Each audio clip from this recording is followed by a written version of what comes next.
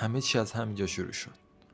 یه روز جدید، من بی‌حوصله و کارهای تکراری.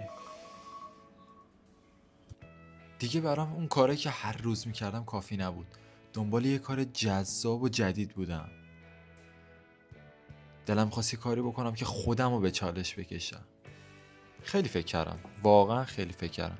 همش فکر کردم، فکر تا اینکه یه چیزی خورد به ذهنم. آره همینه. هورا. سلام برادر، به نظرت من میتونم برای اولین بار بدون هیچ تمرین 10 کیلومتر بدوم؟ راستش بدون هیچ تمرین قبلی ممکنه کمی سخت باشه و احتمال خستگی یا آسیب وجود داشته باشه، اما اگه با احتیاط و آرام شروع کنی احتمال موفقیت هم هست.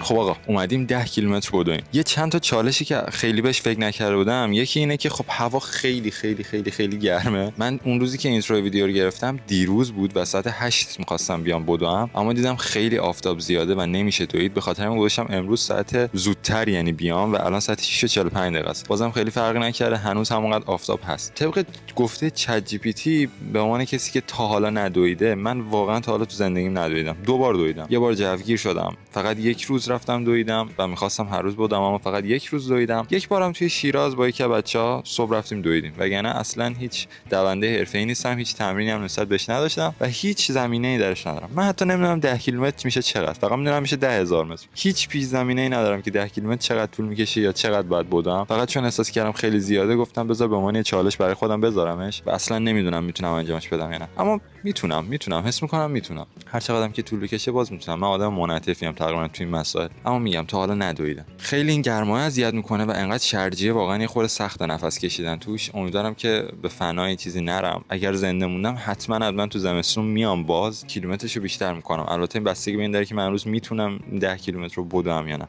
خیلی صحبت نمیکنم دیگه، بریم که 10 کیلومتر رو بدویم تا هوا از اینی که هست گرمتر نشه. اینجا یه ساعت دارم که توی ساعت نگاه میکنم چقدر چند کیلومتر دویدم و به غیر از اون اینجا یه آب دارم. نمیدونم توی تصویر چقدر معلومه، مثلا خودم کلا و غیر از آب هیچی ندارم. یه کلاه دارم و یه عینک و گوشی و ایرپاد. همین، بریم دیگه بدویم. خیلی صحبت نمیکنم.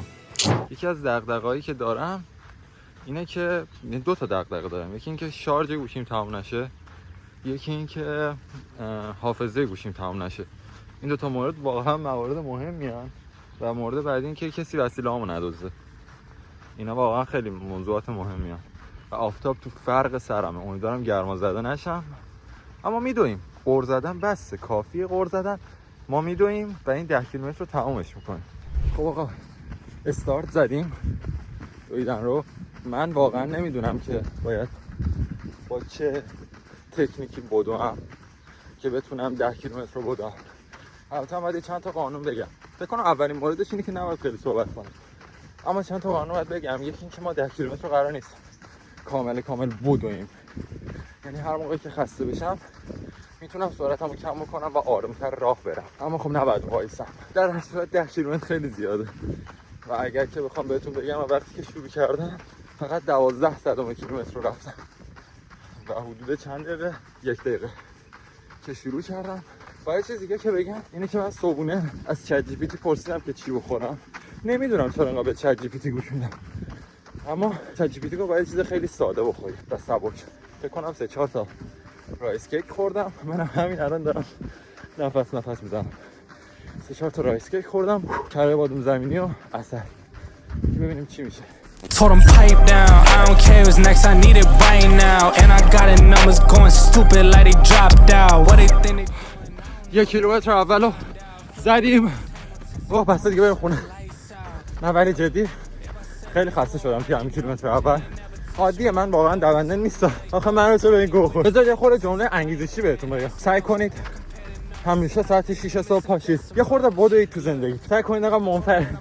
دیدی همه مثلا یه دونه از این ویدیوها میسازن. آره خلاصه یه خورده مثل من باشید. بیان بدوین هر روز صبح. فرش روزتون رو شروع کنید. من حتی قهوه هم نخورد. 2 کیلومتر تموم شد. من یه خورده آروم کردم چون که تو قفسه سینه‌ام درد دارم احساس میکنم. خدا وکیلی شماهایی که بدوید، یعنی اگر آدم‌های بدویی هستید مسخره‌ام نکنید، چون واقعا کار راحتی نیست. بهتون بگم 17 دقیقه است دویدنم طول کشیده و تازه 2 کیلومترش رفته. یه خورده آروم همطوری راه میرم. وای که نمیستم، کلا وای که نمیستم عبارت درستیه که من استفاده میکنم، نمیدونم واقعا. وای که نمیستم، همطوری ادامه میدم. فقط بعضی جاها بهتون گفتم الان 2 کیلومتر دویدم، یه خورده با آروم راه رفتم تنفسمو، ضربان قلبمو کنترل بکنم و بعدش ادامهشو میرم. یعنی وایسادم تو کارمون نیست. وای که نمیستم. همه تو کامنت ها ما وای که نمیستیم. آقا تا همینطوری داریم آروم راه میریم. من یه چیزی بگم، کسایی که iOS 26 رو نصب کردن توی آیفونیا و خودش این چوسی نیست، من الان چوسی دارم نمیام، فقط یه چیزیه که واقعا هر بار خودم میبینمش پشمام میریزه. کسایی که اپل میوزیک دارن و iOSشون رو 26 کردن، بین آهنگ ها دیگه ساده جابجا نمیشن. یعنی آهنگ که تمام میشه نمیره آهنگ بعدی به راحتی، یه ریمیکس این وسط اتفاق میفته. حالا بعضی موقع من دیدم که صدای مثلا موزیک اول کم میشه، صدای موزیک دوم مثلا آروم زیاد میشه. اما عجیبی ماجرا اونجایی شروع شد که یکی از آهنگایی که داشتم گوش میدادم تمپوش اومد پایین، یعنی ریتم و ضرب آهنگ اومد پایین، کند شد تا با آهنگ بعدی سینک شه. این واقعا خفنه. 2 کیلومتر و 300 متر راه رفتن بسته، بعد دویدن رو ادامه بدیم. Let's go.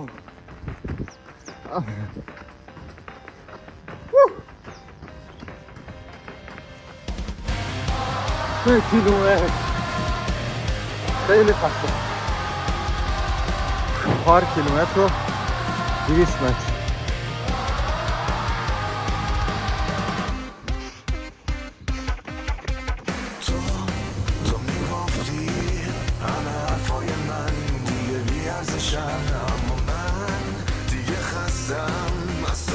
آقا 5 کیلومتر و 100 5 کیلومتر و 100 متر الان دیگه بودیم. همطوری خیلی نباید بایستیم، بریم ببینیم تا کجا میتونیم بریم. خداییش من نصفش هم فکر نمی‌کنم.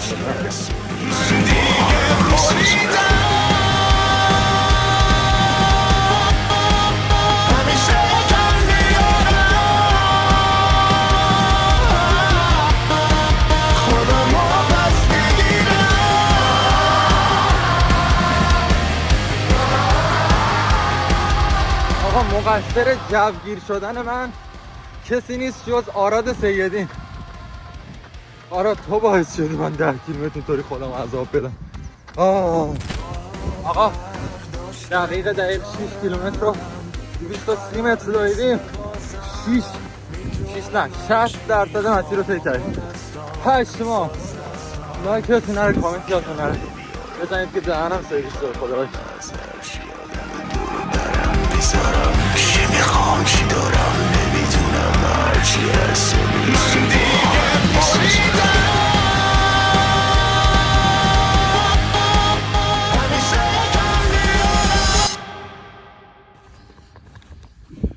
بچه واقعا دیگه آخراش نمیگذره.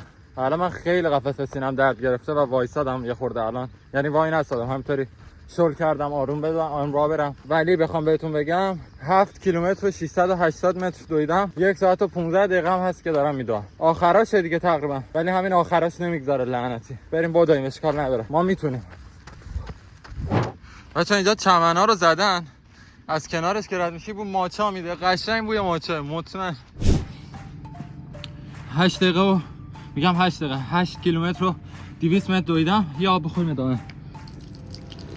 8 کیلومتر و 500. خواستم بگم من 85% از بسته دویدن خودم مصرف کردم. Let's go. اومدم بهتون بگم 9 کیلومتر واقعا داره دهنم سرویس. فقط 1 کیلومتر دیگه مونده. ما میتونیم، تا اینجاشو تونستیم، بقیه‌اش هم میتونیم. برو شیره. 9 کیلومتر و 100 متر دویدیم. فقط مونده 900 متر. 900 متر هم میریم تمومش میکنیم این ویدیو رو، ویدیو لعنتی رو.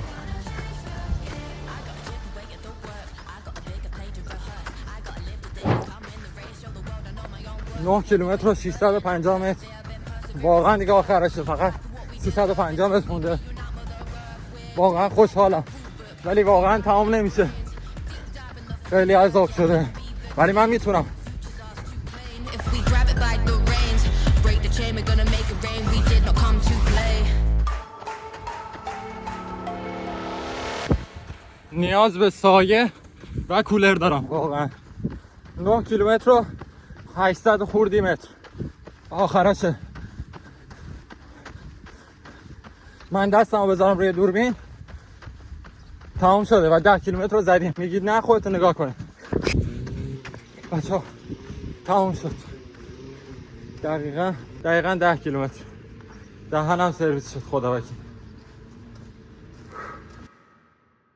خب آقا این 10 کیلومتر تمام شد. من تازه شروع کردم پاهم به درد گرفتن، خدا وکیلی آخرش خیلی داشتم کم می آوردم دیگه، اما اینطوری بودم که باید تمامش کرد. این 10 کیلومتری که دویدم به دور از جنبه‌ای که می‌خواستم توی ویدیو نشونش بدم، به خاطر این بود که به خودم ثابت کنم. چرا اینطوری شدم؟ به خاطر این بود که به خودم ثابت کنم هر کاری که بخوام باید انجام بدم، چون میتونم. حالا چه با کم و کاستی شده باشه، اما مهم اینه که بتونم اون کارو شروع کنم و تمومش بکنم.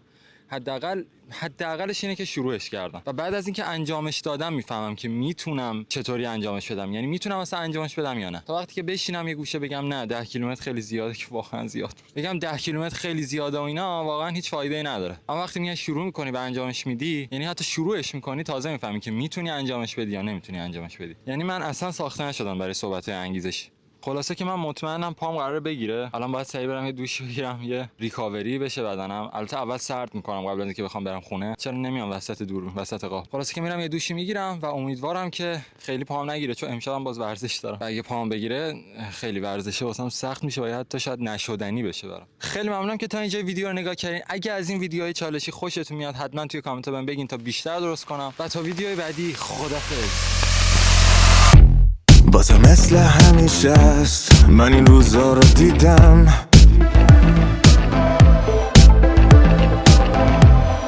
یه روز خوبی یه روز بعد از دستت بریدم.